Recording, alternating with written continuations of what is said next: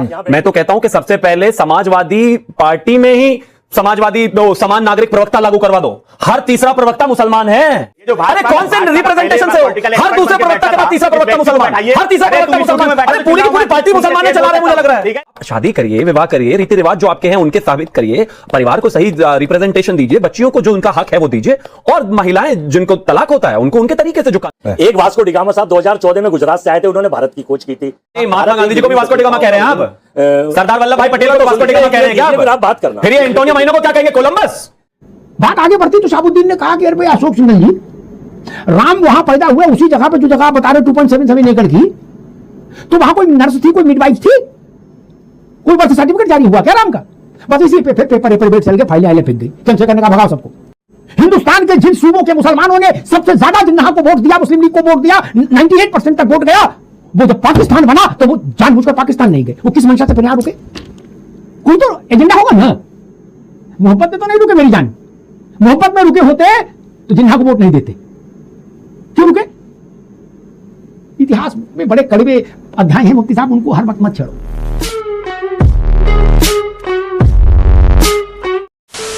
नमस्कार दोस्तों, स्वागत है आपका दफल डिबेट की बहुत ही जोरदार और बहुत ही धमाकेदार डिबेट वीडियो में।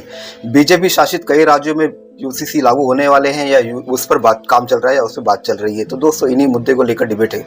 डिबेट में दोस्तों बहुत ही गजब वाला कांड होता है। जो शिवम त्यागी जी है दोस्तों, पहले तो वो समाजवादी पार्टी के प्रवक्ता अच्छे से निपटाते और फिर आते हैं कांग्रेस पार्टी के प्रवक्ता। दोस्तों इनको ऐसा लताड़ते कि ये पहले भाग जाते हैं, फिर इनको बुलाया जाता है, फिर दोस्तों इनको इतना लज्जित किया जाता है कि डिबेट में मजे खड़े हो जाते हैं। छोटी सी डिबेट रखा लेकिन आपको आनंद भरपूर आएगा। और दूसरी डिबेट है दोस्तों अमिताभ अग्निहोत्री जी की। तो दोस्तों आपको पता ही उत्तर प्रदेश में 2027 का विधानसभा चुनाव आने वाला है। तो जो योगी आदित्यनाथ जी है इनके बीच में और जो अखिलेश यादव है, इन दोनों के बीच में जुबानी जंग चल रही है। तो दोस्तों अखिलेश यादव ने बोल दिया कि हम तो नया अयोध्या बनाने वाले हैं। तो दोस्तों योगी जी ने कहा अयोध्या तो बन चुकी है, अब आप ये कीजिए कि कृष्ण जन्मभूमि पर हमारे साथ संघर्ष कीजिए। तो दोस्तों इन्हीं पर बात पर डिबेट है अमिताभ अग्निहोत्री जी की मौलाना नदीमुद्दीन के साथ। दोस्तों क्या होता है इनके बीच में वो देखकर भी आपको जबरदस्त मजा आने वाला है, क्योंकि दोस्तों दोनों ही डिबेट बहुत ही इंटरेस्टिंग, बहुत ही मजेदार है। तो चलिए शुरू करते हैं इस डिबेट वीडियो को। Let's start. ये टीवी वाले भाई कैमरा इस ओर कर दो तुम।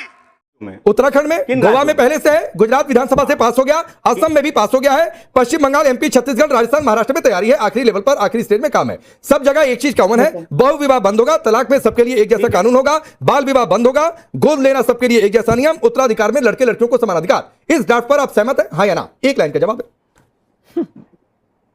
नहीं, देखिए पांडे जी, अगर मैं कहता हूं कि कहीं जिस ड्राफ्ट की बात मौलाना कर रहे थे, मेरे ड्राफ्ट पर मौलाना जी को छोड़िए, मौलाना जी को छोड़िए, मौलाना जी को छोड़िए, कर रहे हैं मौलाना जी को छोड़िए, मेरे ड्राफ्ट पर आइए। नहीं, आपका ड्राफ्ट है, किसी राज्य का ड्राफ्ट है। राज्य का है भाई, राज्य का है। जिन जगहों पर हो चुका है उनका, उनमें सब ये कॉमन है। मेरे किस राज्य के ड्राफ्ट लगवा दीजिए। किस बात का ड्राफ्ट? क्या हो गया? नहीं, तो मैंने तो आपको जवाब पहले दिया। मैंने तो आपको जवाब पहले दिया कि मुस्लिम धर्म में भी जिन धर्मों में आदिवासियों की मानताएं अलग हैं, अरे पहले इस पर बताइए, इस पर बताइए फखरुल जी, इसका मतलब उनको, इसका मतलब मैंने पांडे जी, नहीं, मैंने तो आपसे पहले ही कहा कि मुस्लिमों में अनिवार्य नहीं है, 4 शादियां करना अनिवार्य नहीं है। शिवम भाई, अनिवार्य हो कि 4 शादी की जाए। अरे हटाइए ये बहुविवाह वाला क्लॉज, इसीलिए सब लोग भड़के हुए। हटाइए ये। देखिए मुस्लिमों के प्रति समाजवादी पार्टी आ रहा हूं अजय जी, इसके बाद आ रहा हूं आप ही के पास आ रहा हूं। मुस्लिमों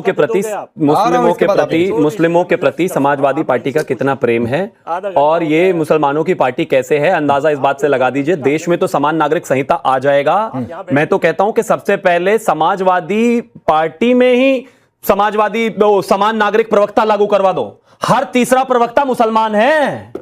ये समाजवादी का हाल है। पहले हिंदुओं का अधिकार अखिलेश यादव अपनी पार्टी में ही दे दें। 70 में से 20 प्रवक्ता मुसलमान है, 20। अरे कौन से रिप्रेजेंटेशन से हो? हर दूसरे प्रवक्ता के बाद तीसरा प्रवक्ता मुसलमान, हर तीसरा प्रवक्ता मुसलमान। अरे पूरी की पूरी पार्टी मुसलमान चला रहे मुझे लग रहा है।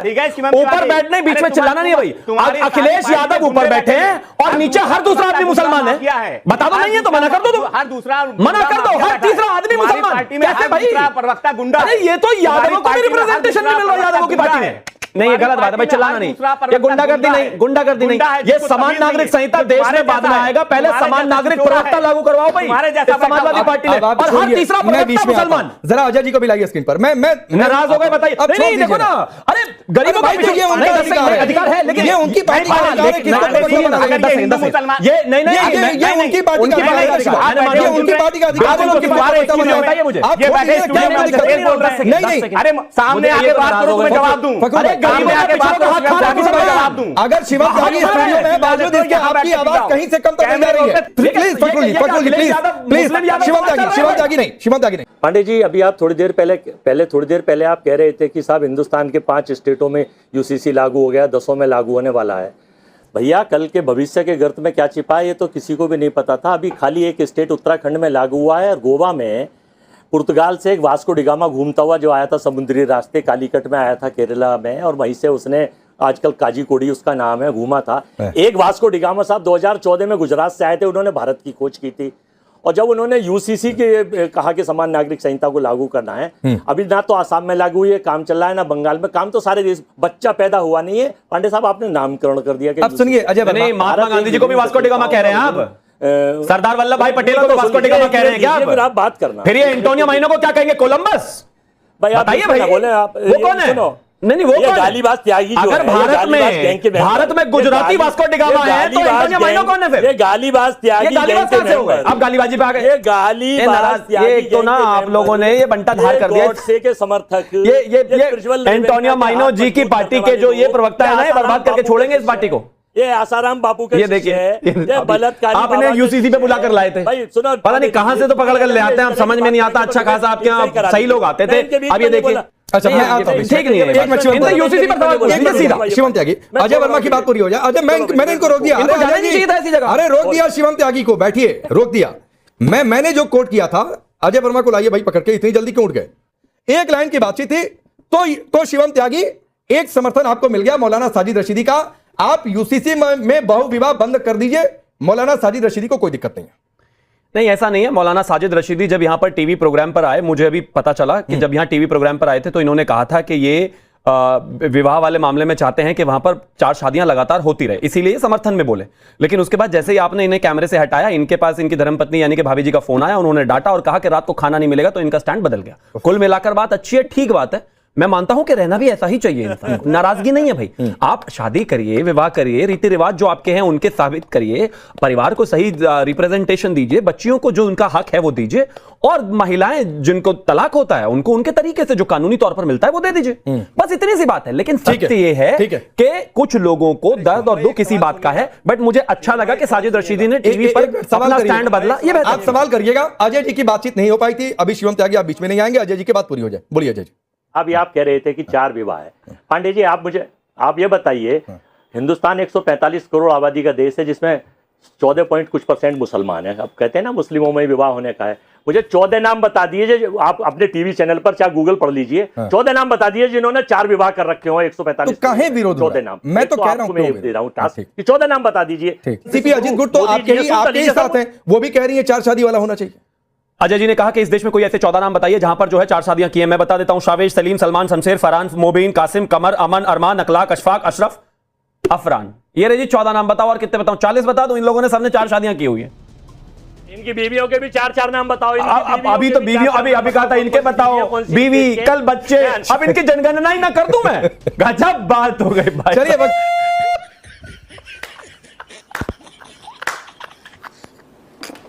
तो बेशर्मी की हद। अखिलेश यादव के लिए यही सबसे बड़ा धर्म संकट है। आप भी जानते हो, हम भी जानते हैं। क्या मुलायम सिंह जी ने अपने फैसलों से जो वोट बैंक जुटाया, उसको मथुरा के लिए आंदोलन की बात कह के गवा दें? हैं? बताइए कितने मुश्किल से वोट बैंक जुटा, और अब नहीं बोले तो फिर ये भी समस्या है कि भाई फिर आप सॉफ्ट हिंदुत्व की, नरम हिंदुत्व की जो एक धारणा पैदा करना चाहते हो, उस पर लोग यकीन नहीं करेंगे। कुछ तो बड़ी लाइन खींचनी पड़ेगी। जब सामने योगी हो और हिंदुत्व की पिच पर आप बात करना चाहते हो, तो फिर तो योगी से बड़ी लाइन खींचनी पड़ेगी। अभी माननीय आदित्यनाथ योगी जी चैलेंज कर रहे हैं अखिलेश यादव जी को। मैं कहता हूं कि 10 साल से मुख्यमंत्री आप हैं, 12 साल से प्रधानमंत्री मोदी जी हैं, हिंदू हृदय सम्राट है। आपने क्या किया भाई का ये मथुरा के लिए? पहले आप ये बताइए, राम आंदोलन में कब भाजपा थी? 1980 में पार्लियामेंट अधिवेशन के बाद आई। बाबरी मस्जिद का ताला खुला कांग्रेस के जमाने में, शिलान्यास हुआ कांग्रेस के जमाने में, बाबरी मस्जिद की गई शहीद की गई कांग्रेस के जमाने में। एक पैसे का भी कोई जो बातें जो बातें आप बोल रहे हो राहुल गांधी नहीं बोलेंगे। जो बातें आप बोल रहे हो राहुल गांधी खड़गे जी नहीं बोल सकते, इसलिए उनको श्रेय नहीं मिलेगा, आपके बोलने का नहीं मिलेगा। नहीं, मुझे बोलने दीजिए ना। देखिए, राम मंदिर का मामला हो या मथुरा का मामला हो, बीजेपी को हिंदुओं का वोट चाहिए। बीजेपी कुछ करने वाली नहीं है। मैं तो चैलेंज करता हूं योगी को, मोदी को कि 91 का वर्षिप एक्ट हटाओ और पार्लियामेंट में कानून लाके मथुरा पर साफ साफ करो, दो हाथ कर लो अखिलेश यादव से। उनको भी मालूम है कि योगी जी जाने वाले हैं। अभी ये सज्जन कह रहे थे कि राम भक्तों पर गोलियां चलवाई। मुलायम ने, निपेंद्र मिश्रा को तो तुम लोगों ने राम मंदिर का सर्वे कर लिया निपेंद्र मिश्रा के ऑर्डर से। अभी मुलायम सिंह यादव ने अगर गोलियां चलवाई थी तो उनको पद्म भूषण अवार्ड क्यों दिया गया? अब रुकना होगा नदीमुद्दीन साहब, अब रुकना होगा। नदीमुद्दीन साहब चूंकि विद्वान व्यक्ति, इसलिए उनके बारे में मैं एक साफ कर दूं उनकी जानकारी के लिए। नपेंद्र मिश्रा या नपेंद्र मिश्रा की हैसियत के आप बाबू अधिकारी, रुक जाओ भैया नदीमुद्दीन साहब, राम मंदिर छोड़िए, किसी जिले की प्रसिद्ध मंदिर पर भी गोली चलाने का फैसला नहीं ले सकते सरकार में। यह बात बहुत अच्छे समझनी चाहिए मुफ्ती साहब को। हमने खोल के कह दिया, और लोग नहीं कहेंगे नपेंद्र मिश्रा के डर के मारे। हमने कह दिया किसी बाबू की इतनी हैसियत नहीं। मुलायम, और जो बात मुफ्ती साहब करें उसका खंडन तो मुलायम सिंह कर चुके, फिर भी मुफ्ती साहब उस बात को नहीं छोड़ रहे। मुलायम सिंह ने माइक पर कहा, जनसभा में कहा, सुन लो हमेशा के लिए मुफ्ती साहब, आपको ध्यान रखना होगा क्योंकि आपके मुंह से गलत तथ्य नहीं जाना चाहिए, आपका सम्मान है। मुफ्ती साहब मुलायम सिंह ने कहा गोली हमने चलवाई, हमने मुसलमानों के लिए चलवाई, हम मौलाना बने लेकिन हमने गोली चलवाई। उन्हें ये नहीं कहा नपेंद्र मिश्रा ने गोली चलवाई, धर्मेंद्र मिश्रा ने गोली चलवाई, गुड्डू ने गोली चलवाई, पप्पू ने तमंचा चलाया। No, not at all. इसलिए ये कहना बंद करिए। अयोध्या में 6 दिसंबर 1992 को जो फैसले लिए गए उस फाइल पर कल्याण सिंह के दस्तखत हैं मुफ्ती साहब, आपको पता है? किसी बाबू और चपरासी की नहीं है कि कल को आप ले आओ कि नहीं एडीजी जो थे अयोध्या के उन्होंने फैसला, नहीं जी, उनकी क्या हैसियत है किसी की? ये फैसले सिर्फ और सिर्फ मुख्यमंत्री लेता है। और मुलायम सिंह जी आपकी बात का खंडन कर चुके, इसलिए अब उस बात को मुलायम सिंह जी के कुर्ते पर न चिपकाओ। उनने नहीं कहा कि किसी दूसरे का लेना देना था, उन्होंने कहा ये सोल क्रेडिट मेरा है गोली चलाने का। अब मुफ्ती साहब है, फिर भी उसमें नपेंद्र जी को लगाए पड़े हैं। आप मुलायम सिंह जी से क्यों नाराजगी ले रहे हैं? वो ऊपर से भी आपसे नाराज होंगे कि यार मेरा किया धरा और ये नपेंद्र मिश्रा को क्रेडिट दे रहे हैं। मुसलमानों ने कभी मर्यादा पुरुषोत्तम मर्यादा और आराम की कभी हमने तौहीन नहीं किया है। इस देश की वो आत्मा है, इस देश का वो सम्मान है, हमने भी सम्मान किया है। नरेश अग्रवाल से पूछिए कि पार्लियामेंट में और बीजेपी ने, मुसलमानों ने भी तौहीन की है रामलला की। हम बता देंगे, संजय नहीं बता पाएंगे, हम बता देंगे। तौहीन की है भैया, बड़े नेताओं ने की। सुनिए पूरी मेरी बात की है, मतलब इतना ही निवेदन कर रहा हूं। बड़े भारत के बड़े एक सेकंड मुझे, भारत के बड़े मुस्लिम चेहरों ने भगवान राम की तौहीन की सार्वजनिक रूप से। बस मेरी इतना कहना, बाकी अब आप बोलो। देखिए, मुसलमानों ने कभी भी इस देश के अंदर, याद रखिए, अपनी लीडरशिप बनाने की हमने वकालत नहीं की। और जिन्ना को मुसलमान, देश का मुसलमान कभी भी अपने जूते के बराबर नहीं समझता था। और उस वक्त वोट किसने डाला? जिनको मालगुजारी जो देते थे, तमाम मुसलमानों को वोट डालने की इजाजत नहीं। आधा झूठा आधा सच से कहीं ज्यादा खतरनाक होता है। मैं कहता हूं कि व्हाट्सएप यूनिवर्सिटी का ज्ञान लेकर के अगर यहाँ डिबेट कर रहे हो, ठीक है मुफ्ती साहब, अब रुकना होगा, अब रुकना होगा। मुफ्ती साहब ने कहा कि हिंदुस्तान के मुसलमान ने कभी रामलला के शान में गुस्ताखी नहीं की। मुफ्ती साहब ने कभी नहीं की, मैं इनको वर्षों से जानता हूं, ये सर्टिफिकेट मैं देता हूं। लेकिन एक इनसे भी बड़े वाले थे, वो ओवैसी नहीं थे, वो तो आईएफएस थे, आईएफएस से राजनीति में आए थे, शहाबुद्दीन। जब मारपीट होने की नौबत आ गई, चंद्रशेखर ने जब विज्ञान भवन में बैठक बुलाई, ठीक बैठक चल रही थी, चंद्रशेखर तो अपने किस्म के व्यक्ति थे, वो ज्यादा लिबर्टी किसी को लेने भी नहीं देते थे, मौलानाओं को भी टाइट किया, इधर भी टाइट किया, बोले बैठो। बात आगे बढ़ती तो शहाबुद्दीन ने कहा कि अरे भाई अशोक सिंघल जी, राम वहां पैदा हुए उसी जगह पे जो जगह आप बता रहे हो 2.77 एकड़ की, तो वहां कोई नर्स थी, कोई मिडवाइफ थी, कोई बर्थ सर्टिफिकेट जारी हुआ क्या राम का? बस इसी पे फिर पेपर बेट चल गए, फाइलें आइलें फेंक गई। चंद्रशेखर ने कहा भगाओ सबको। हम और भी बता सकते हैं, एक बार इनके पिताजी क्या बोले थे ओवैसी के, हम तो इनके पिताजी को भी जानते हैं, मुफ्ती साहब असदुद्दीन के, वो बाबरी मस्जिद एक्शन कमेटी के अध्यक्ष थे।